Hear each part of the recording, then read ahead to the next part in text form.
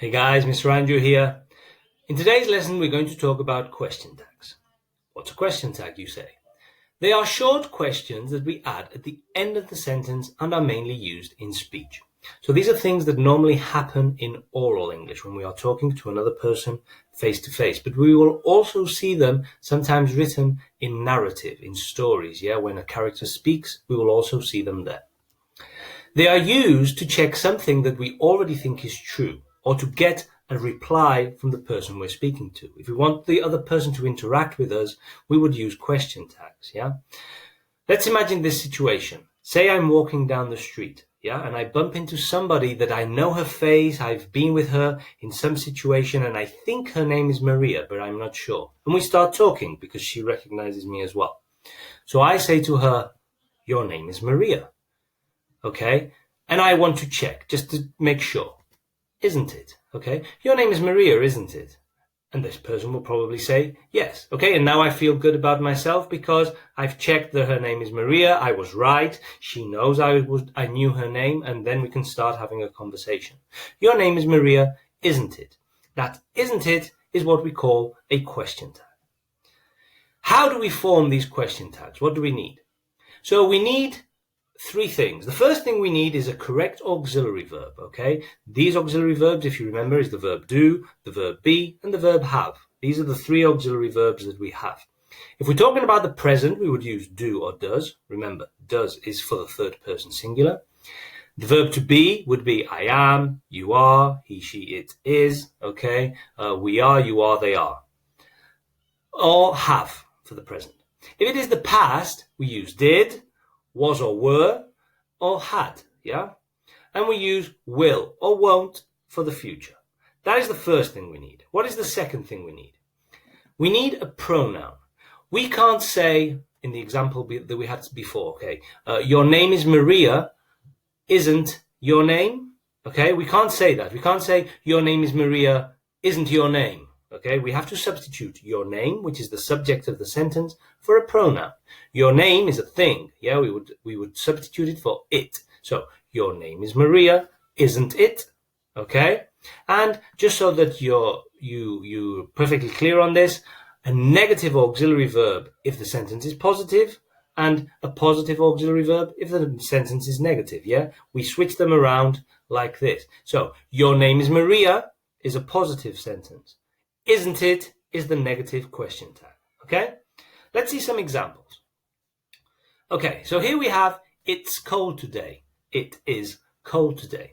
In this sentence, it's quite easy because we need to use the same subject that happens to be a pronoun, it. And the verb is an auxiliary verb, so we just need to put it in the negative. It would be isn't it. It's cold today, isn't it? Okay, you're giving your opinion, but you're also asking for the opinion of the other person. It's cold today, isn't it? And the other person might say, nah, it's colder in the North Pole, or something like that, Another example of this would be, you're Polish, aren't you? So, you are Polish, aren't you? This one's easy again because the subject is a pronoun in both ways, and we have an auxiliary verb, are, aren't. Let's make it a little bit more complicated. What happens when the verb isn't an auxiliary verb, like live, They live in Ankara, okay? Well, in this case, we do the same as when we make negative sentences.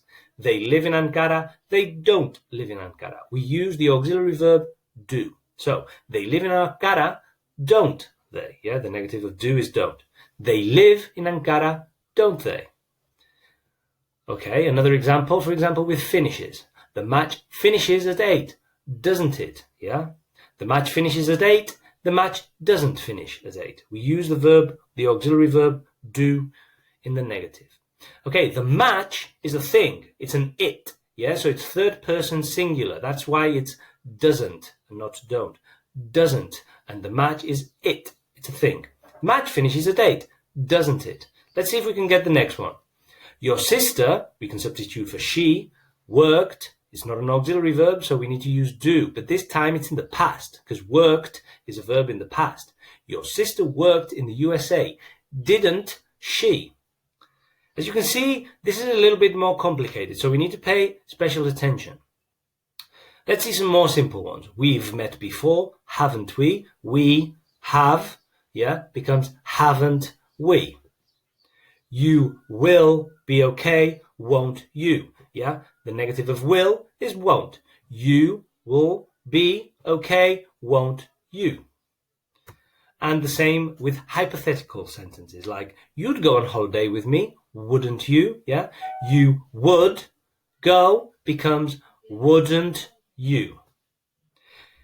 When we have it the other way around, when the sentence is a negative verb and we put a positive tag, it's actually easier, because to make those negative sentences, we've already had to use a auxiliary verb. So we already know which one it is. She isn't here today, is she? You aren't angry, are you? We already have the work done. For example, smoke. The main verb here is smoke, but to make it a negative, we use don't. They don't smoke, do they? We just need to put it into the positive. So it's pretty easy when it's the other way around. Lucy doesn't eat meat, does she? You didn't like the film, did you? Mike hasn't been to Rome before, has he? You won't tell anyone, will you? And Sue wouldn't quit her job, would she? Okay, so this is how we use question tags. The main thing that you need to focus on is that if the sentence is positive, the question tag is negative, and the same the other way around. If the sentence is negative, question tag is positive. They can never be of the same, they have to be polar opposites. They can never be of the same signal, So you can't say, she isn't here today, isn't she? That sounds awful. That's completely wrong. We have to use negative with positive. Okay, guys, if you have any more questions about question tags, hit me up with an email. See you in the next class.